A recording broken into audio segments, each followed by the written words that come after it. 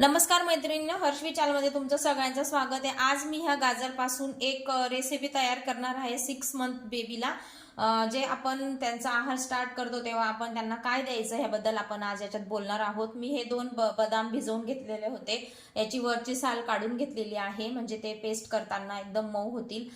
मनुके भिजवून घेतलेले होते, त्याच्यामुळे गोडपणा येईल आणि बदामामुळे लहान मुलांचे ब्रेन डेव्हलपमेंटला मदत होते। तसंच मनुक्यामुळे त्यांची भूक वाढते। आणि हे जे गाजर घेतलेलं आहे याचे बारीक सलाद करून घेणार आहे, वरून शिलून हे स्वच्छ धुवून घेतलेलं आहे।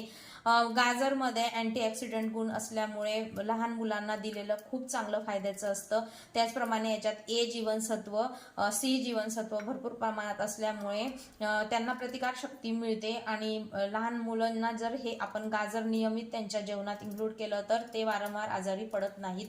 आणि याच्यामध्ये HB लेवल पण भरपूर असल्यामुळे बाळांमध्ये हिमोग्लोबिनचा प्रॉब्लेम येत नाही, त्यांचं हिमोग्लोबिन वाढतं, त्यांचं शरीरातील रक्तप्रवाहाला मदत होते। असे भरपूर असे ह्या गाजरमध्ये गुण आहेत, म्हणून आपल्या लहान मुलांच्या जेवणामध्ये किंवा मोठ्यांच्या जेवणामध्ये किंवा जे आपण 6 मंथ बेबी आहेत त्यांचे जे आपण त्यांच्या फूड बनवतो, ज्यांना ते आपण आहार देतो, त्याच्यामध्ये हे इन्क्लूड केलेलं खूप चांगलं असतं। आणि तुम्ही जरूर याच्यापासून ज्या गाजरपासून ज्या रेसिपी वेगवेगळ्या आहेत त्या ट्राय करा लहान मुलांना, त्याच्यामुळे त्यांना खूप असे पोषक तत्व मिळणार आहेत आणि बाळाची तब्येत चांगली राहायला मदत होणार आहे। मी हे सगळं बारीक करून घेतलेलं आहे, पोहे धुवून भिजवून घेतलं होतं, हे मी सगळं मिक्सी जारमध्ये बारीक करून घेणार आहे। हे बारीक करून ह्याची चांगली एक पेस्ट बनवायची। पेस्ट बनवल्यानंतर आपण ही पेस्ट कच्चं पोहे असल्यामुळे हे आपण सगळं पेस्ट केल्यानंतर शिजवून घेणार आहे। जे मी हे ड्रायफ्रूट रोस्ट करायला ठेवलेले होते त्याचं मी लगेच ते पाणी सोबत सगळं मिक्सी जारमधून बारीक करून घेणार आहे आणि मग आपण ही रेसिपी तयार करणार आहोत। आता आपण एक अर्धा चमचा एवढं तूप टाकून घेतलेलं आहे। गाईचं तूप मी इथे वापरलेलं आहे, तुम्ही म्हशीचं तूप पण वापरू शकता किंवा मग घरी बनवलेलं चांगलं तूप असेल ते पण वापरू शकता। याच्यात मी हा 1 चमचा एवढा रवा टाकून घेणार आहे। रवा थोडाच घेतला आहे कारण आपली ही प्युरी पण भरपूर आहे। आणि हे सगळं मिळून 1 वाटी लहान बाळाला म्हणजे 6 मंथ बेबीला आपल्याला होईल एवढंच बनवायचं आहे।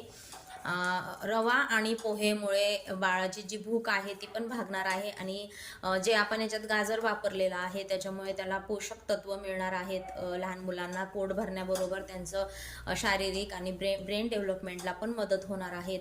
आपण जर असे नवनवीन रेसिपी लहान मुलांना ट्राय केलं तर त्यांची तब्येतही चांगलं राहायला मदत होते आणि आपल्याला जो रोज काही लहान मुलांना म्हणजे 6 मंथ बेबीला नवीन नवीन काय द्यायचा हा जो प्रश्न असतो त्याचं उत्तरही आपल्याला मिळतं आणि त्यांचं पोषणही होतं। आपल्याला हे सगळं करणं अगदी सोपं जातं।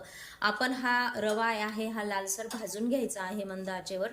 त्यानंतर जी आपण ही प्युरी बनवलेली आहे, ही प्युरी मी बनवून घेतलेली आहे गाजरची, बघू शकता तुम्ही इथे अशी प्युरी झालेली आहे।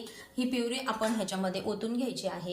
भाजल्यावर अगोदर याच्यामध्ये अर्धा कप पाणी टाकून घ्यायचं आहे आणि त्यानंतर मग त्याच्यात ही प्युरी टाकून पूर्ण शिजवून घ्यायचं आहे।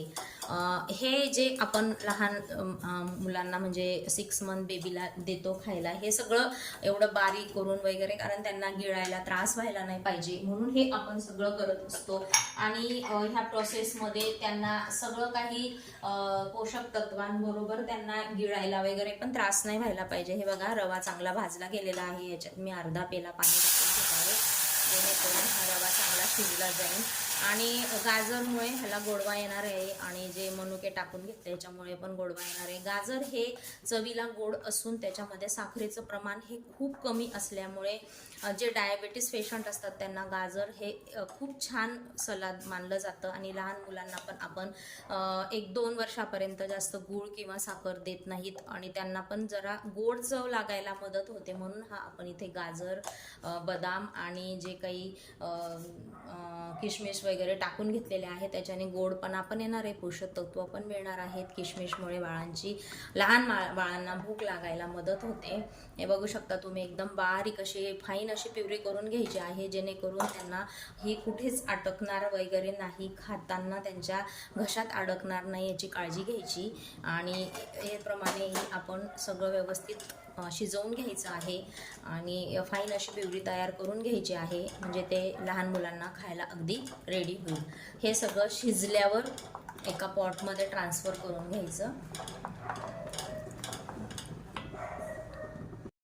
बघू शकता तुम्ही किती छान असं हे लहान 6 मंथ बेबीला आपल्याला द्यायला जे काही रेसिपी आपण बनवलेली आहे त्यापासून हा छान असा पदार्थ तयार झालेला आहे. अगदी सहजपणे लहान मुलांना ते गिळता येईल. तुम्ही 1 वर्षापर्यंतच्या मुलांना सुद्धा हे देऊ शकता.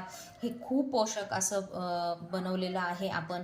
आणि तुम्हाला तुमच्या बाळामध्ये कुठल्या विटॅमिन प्रोटीन्सची काही कमतरता असेल किंवा तुम्हाला डॉक्टरांनी त्यांच्या जेवणात काही इन्क्लूड करायला सांगितलं असेल तर तुम्ही मला कमेंट बॉक्समध्ये नक्की कळवा की तुम्हाला अजून कुठल्या व्हेजिटेबल किंवा फ्रूट्स वगैरे ॲड करून कुठली रेसिपी बनवायची वगैरे असेल आणि ही रेसिपी तुम्हाला कशी वाटली ते कृपया मला सांगा.